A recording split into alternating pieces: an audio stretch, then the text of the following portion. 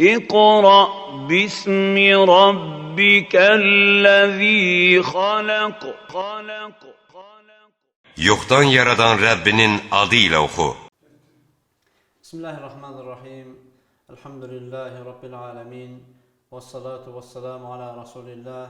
Nebiyyina Muhammedin ve ala alihi ve ashabihi ecma'in. Emmə ba'd. Möhtərəm müsəlman bacı və qardaşlarımız, bizim sizə bu xidməti göstərməkdə Allah qarşısında bir borcumuzdur və biz bununla çox şadıq ki, biz istərdik ki, sizə belə bir xidmət göstərək və bu da Quran-ı Kərimin, Uca Allahın ən əzəmətli kitabının oxunub, öyrənilməsi və öyrədilməsidir. Və biz bu dərslərimizdə çalışacağıq ki, sizə Quran-ı Kərimin hərflərini, ərəb dilində olan 28 hərfi sizə öyrədək və onlarla bağlı olan əhkamlara qısa da olsa ibtidai qaydada sizə çatdıraq və həmçinin bu dərslərdə məqsəd hər bir insanın təbii ki, Quran oxumağa, məscidə getməyə və ya mədrəsəyə getməyə imkanı olmadığına görə istərdik ki, bu hər bir müsəlmanın evində olsun və hər bir müsəlman da bunlardan öz evində faydalansın. Həm özü, həm ailəsi, uşaqları da bundan oxuyub öyrənsinlər. Və həmçinin bildiyiniz kimi Quran-ı Kərimi öyrənmək və onu öyrətmək böyük savabdır. Peyğəmbərimiz sallallahu aleyhi və səlləm hədis-i şərifdə buyurur ki, xeyrukum mən təalləməl Qur'anə və alləməhu. Sizin ən xeyirli olanınız Quranı öyrənən və öyrədəndir. Həmçinin Peyğəmbərimiz sallallahu aleyhi və səlləm başqa hədis-i şərifdə buyurur ki, Quran-ı Kərimi öyrənib, əzbərləyib, onu sinədən oxuyan, yəni sərras oxuyan insan sanki Allahın vəhiy endirən, vəhiy nazil edən o kiramın bərara mələkləri ilə birdir, onlar kimidir. Amma Quranı zəif bilən və onu oxumağa çalışan və əziyyət çəkən bunun üçün, həmin insan üçün isə Allah Teala 2 qat savab verər. Niyə görə? Çünki o insan çalışır Allahın kitabını öyrənsin və onu tam necə lazımdırsa o cür oxusun. Və təbii ki, Quran-ı Kərimin oxunması və onun fəziləti çox böyükdür. Elə yetər ki, bu Allahın bizə nazil etdiyi bir kitabdır.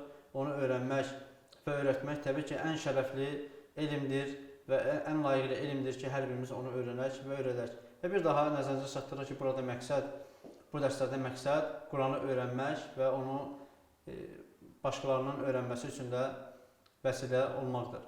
Və inşallah indi sizinlə başlayacaq bir Quran dərslərinə və hər bir dərsdə biz ayrıca mövzulara toxunacağıq və ilk olaraq başlayırıq sizinlə Quran-ı Kərimin əlifbasının ümumi tanışlığı ilə və inşallah indi qarşıda sizinlə bu barədə tanışlıq edəcəyik.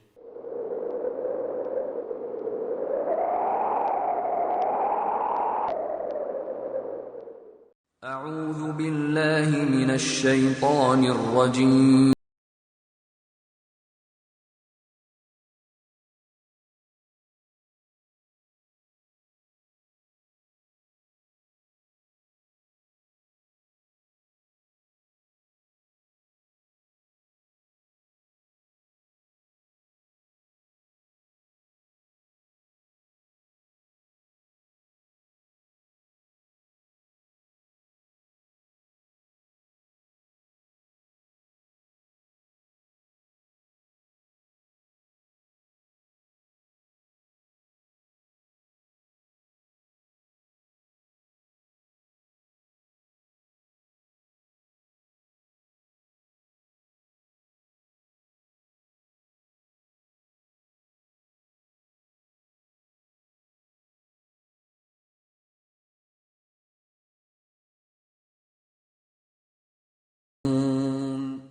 Rəhman və Rəhim olan Allahın adı ilə.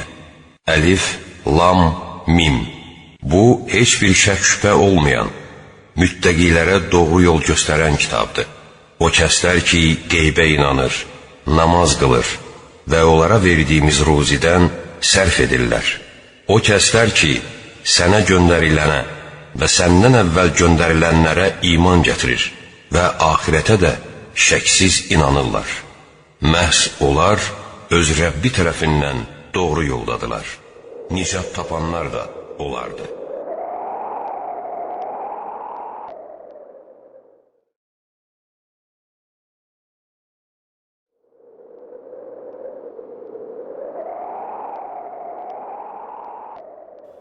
Bismillahirrahmanirrahim. Elhamdülillahi Rabbil alemin. və salatu və selamu ala Resulullah Nəbiyyina Muhammed və alə alihi və sahbihi əcməin və ba'd.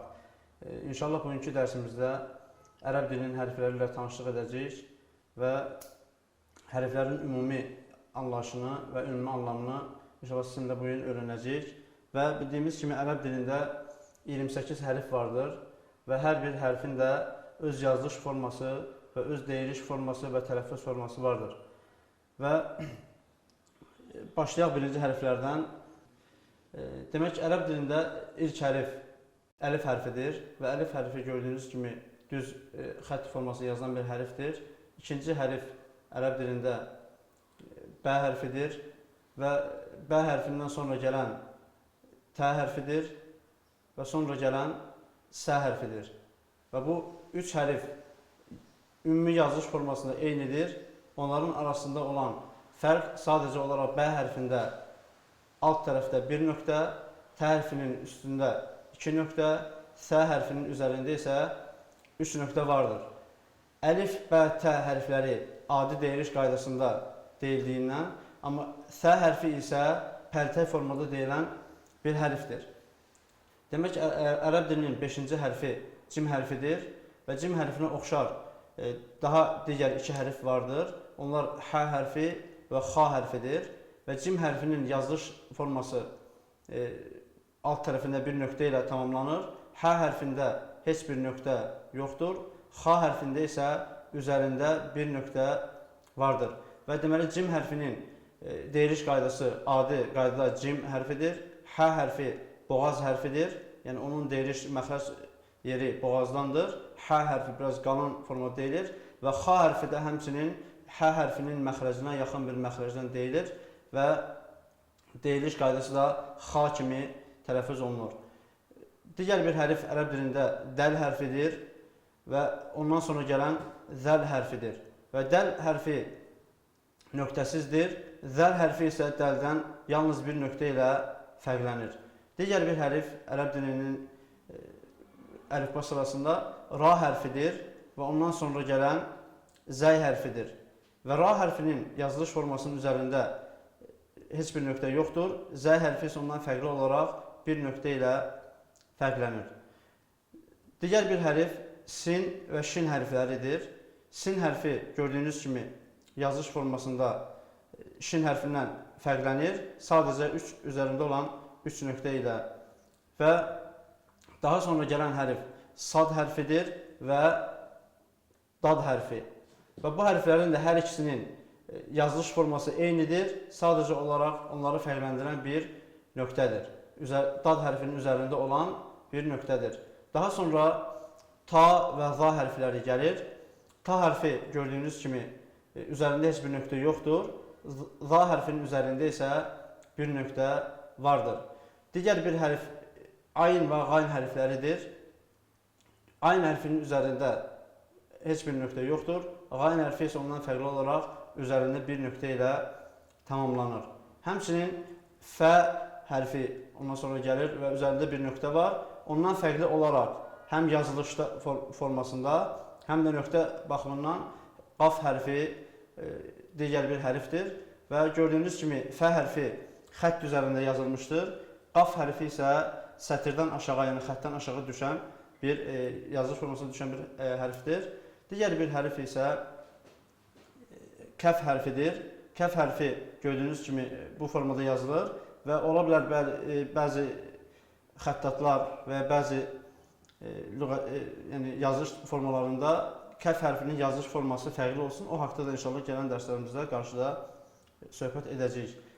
Başqa bir hərf isə ləm hərfidir və ləm hərfi də gördüyünüz kimi sərbəst formada yazılan bir hərfdir və mim hərfi həmçinin ondan sonra gələn hərfdir və ləm hərfində və mim hərfində də heç bir nöqtə yoxdur. Və sonra ondan sonra gələn nun hərfidir və nun hərfi də deyək ki, qaf hərfinin üst başı olmadan yazılan bir hərfdir və bir nöqtə ilə tamamlanır.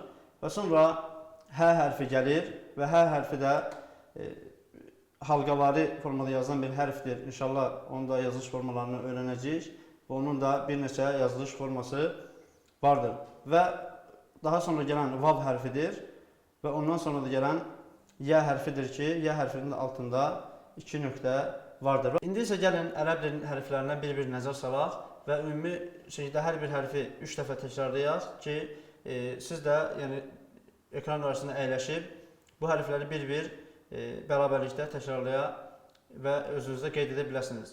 Demək, başlayaq birinci hərfdən. Əlif. Əlif. Əlif. Bə. Bə. Bə.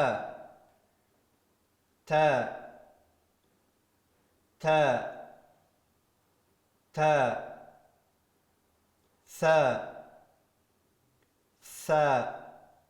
Bu hərfə diqqətlə fikir verin. Bu hərf pəltək hərfdir. Sə. Cim. Cim. Cim. Hə. Hə. Hə. Xa. Xa. Xa. Dəl. Dəl. Dəl. Zəl. Bu hərf də pəltək hərflərdəndir. Zəl. Zəl. Ra. Ra. Ra. Bu da qalın hərflərdən sayılır. Zəy. Zəy. Zəy. Sin. Sin. Sin. Şin. Şin. Şin. Sad. Sad. Sad. Zad. Zad. Zad. Ta. Ta. Ta. Za. Za. Za. Ayn. Ayn. Ayn. Yəni, bu hərf ərəb dilində olan hərfdir, hansı ki, heç bir başqa dillərdə yoxdur və ərəb dilini başqa dillərdən demək olar ki, fərqləndirən əsas hərflərdən biridir. Digər hərf qayn. Qayn. Qayn. Fə. Fə. Fə. Qaf. Qaf. Qaf. Kəf. Kəf. Kəf. Ləm. Ləm. Ləm. Mim. Mim. Mim. Nun. Nun. Nun. Hə. Hə. Hə. Vav. Vav. Vav. Yə. Yə. Yə. Demək, bu 28 hərfdir və hər birinin oxunuşu da deyildiyi qaydadadır və yaxşı olar ki, bu hərflərin deyilişinə diqqət yetirəsiniz. Çünki hərflərin deyilişində ərəb dilindən fərqli deyiliş qaydaları var. Hansı ki, bu bizim dilimizdə yoxdur. Məsələn, sə hərfi, məsələn, ərəb dilində pəltək hərfdir, bu bizim dildə yoxdur. Məsələn, zəl hərfi və həmçinin zad hərfi var, za hərfi var, ayn var, qaf var və bəzi hərflər var ki, inşallah qarşıdakı dərslərimizdə o haqda danışacağıq. Bu ərəb dilinin 28 hərfidir və biz hərfləri ümumi anlamda nəzər saldıq və inşallah qarşıdakı dərslərimizdə hər bir hərfin yazılış və deyiliş formalarını daha ətraflı şəkildə öyrənib sizə çatdıracağıq. Vəssalamu aleykum və rəhmətullahi və barakatuhu.